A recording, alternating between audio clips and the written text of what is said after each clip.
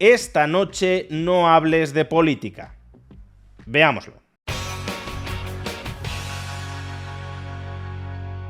Esta noche no habléis de política, o al menos eso es lo que intentarán hacer muchísimos españoles. Y es que, según el Eurobarómetro, un 43% de la población española reconoce que nunca habla de política con sus amigos o con sus familiares, una cifra que es especialmente elevada entre las personas con un nivel educativo más bajo. Y no penséis que esto es habitual en Europa. España es el país de toda la Unión Europea donde un mayor porcentaje de la población es reacia a hablar de política con sus amigos y familiares. En el conjunto de la Unión Europea, solo el 21% de la población reconoce evitar las conversaciones de política con su entorno cercano. En cambio, en España, ya digo, es el 43%, más del doble. Y desde luego uno podría pensar que esto es así porque a los españoles no les interesa la política, porque en general tienen otros temas de conversación que priorizan a los temas estrictamente políticos. Sin embargo, hay otra explicación bastante más verosímil que podemos extraer del Atlas de la Polarización en España de 2025. En esta encuesta podemos encontrar un dato ciertamente preocupante que explicaría en buena medida la prudencia de muchos españoles para evitar hablar de política con amigos y familiares. En concreto, el 14% de los españoles adultos, es decir, alrededor de 5 millones de personas, reconoce haber roto una relación familiar o de amistad por discrepancias políticas. Y atención, porque este porcentaje es especialmente elevado entre los simpatizantes de Podemos.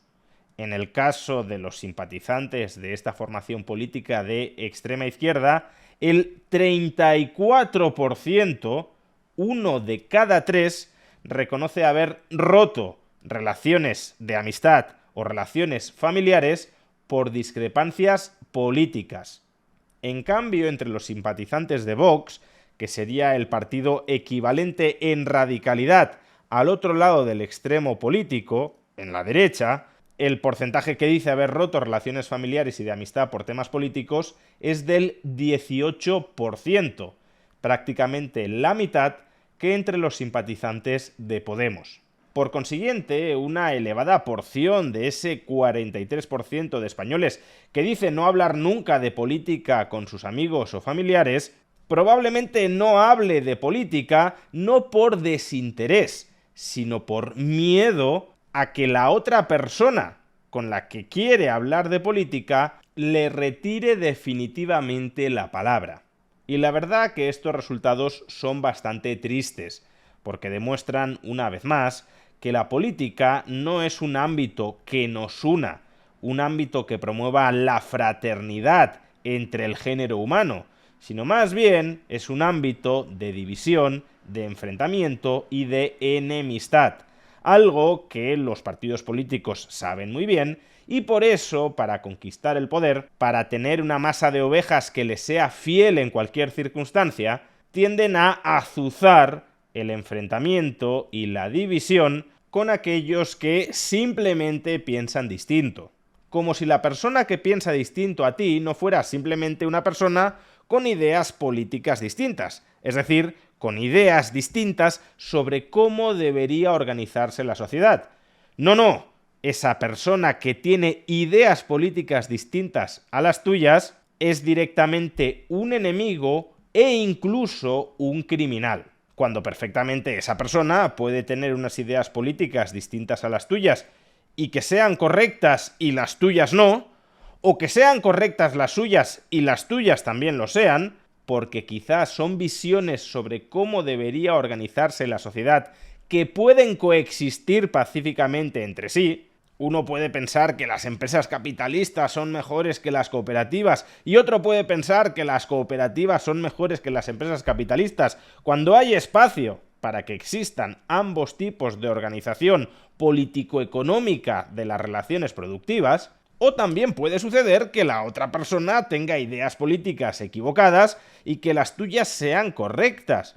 Pero el hecho de que alguien tenga ideas equivocadas sobre algo no debería ser por sí solo un motivo de excomunión, un motivo para romper definitivamente las relaciones humanas, personales, que tuviéramos con esa persona. Por ejemplo, si alguien emite opiniones sobre medicina sin ningún criterio, meras cuñadeces sobre medicina, eso nos llevaría a romper nuestra relación personal con esa persona, de la que somos amigos desde hace muchísimo tiempo, o con la que incluso compartimos lazos de sangre. Es muy dudoso que así fuera, pero en cambio, en el ámbito de las ideas políticas, sucede mucho más a menudo de lo que debería, tanto por lo que he dicho, porque los partidos políticos azuzan justamente esa división, ese enfrentamiento, ese envenenamiento social, cuanto también porque el ámbito de la política, sobre todo la política tal como se ejerce dentro de nuestros estados modernos, dentro de ese monopolio de la violencia que es el Estado, tiene algo de especial que lo diferencia frente a otros ámbitos del conocimiento.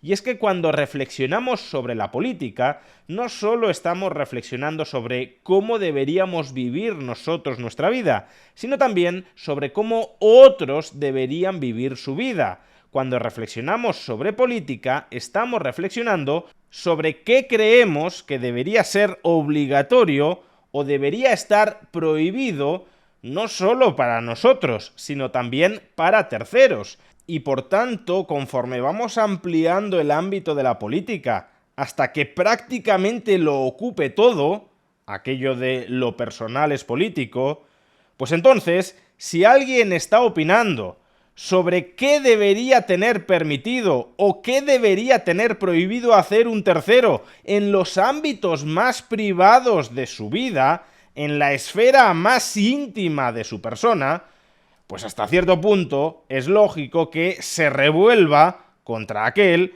que le quiere imponer o que le quiere prohibir cómo ha de vivir en esos espacios tan personales. Todavía peor, la persona que le está diciendo cómo debería vivir o cómo no debería vivir, incluso en los ámbitos más privados, más íntimos de su vida, esa persona puede haber terminado interiorizando el derecho, la conveniencia, la necesidad de que en efecto se dicten normas generales de carácter político sobre esos ámbitos tan privados, tan personales, tan reducidos de la vida de todos los individuos. Y por tanto se puede llegar a ofender porque el otro se ofenda por el hecho de que le esté diciendo cómo ha de vivir o cómo no ha de vivir su vida.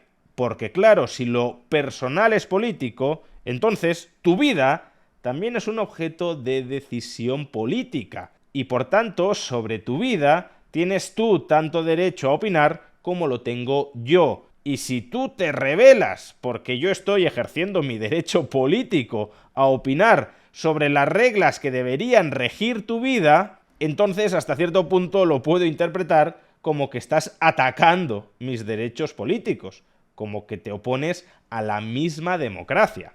En definitiva, de entrada, tolerancia intelectual. Si no queremos que lo personal se convierta en político, tampoco convirtamos lo político en personal. No rompamos relaciones afectivas por el hecho de discrepar respecto a ideas políticas. Pero eso tampoco debería llevarnos a silenciar nuestras opiniones políticas. Y aquí creo que los liberales sí tenemos mucho que decir porque detectamos con claridad la política o el imperialismo de lo político como un movimiento tóxico y divisorio de la sociedad. Por eso el discurso político liberal, no sé si en una cena de Nochebuena, pero desde luego sí en otros ámbitos de la vida civil, es un discurso necesario para despolitizar la sociedad. Es decir, para retirar a la política de ámbitos que nunca debería haber ocupado y en los que nunca debería haber envenenado a las personas que los ocupan, y en suma, para regenerar la vida en sociedad mediante el establecimiento de lazos cooperativos de buena fe y no de enfrentamientos y antagonismos como los que caracterizan la esencia de lo político. Ojalá, pues, en las cenas de Nochebuena deje de hablarse de política, pero no por miedo a la intolerancia de otras personas que te importan, sino porque la política haya quedado reducida a un ámbito tan pequeño que en el fondo sea irrelevante y solo genere desinterés.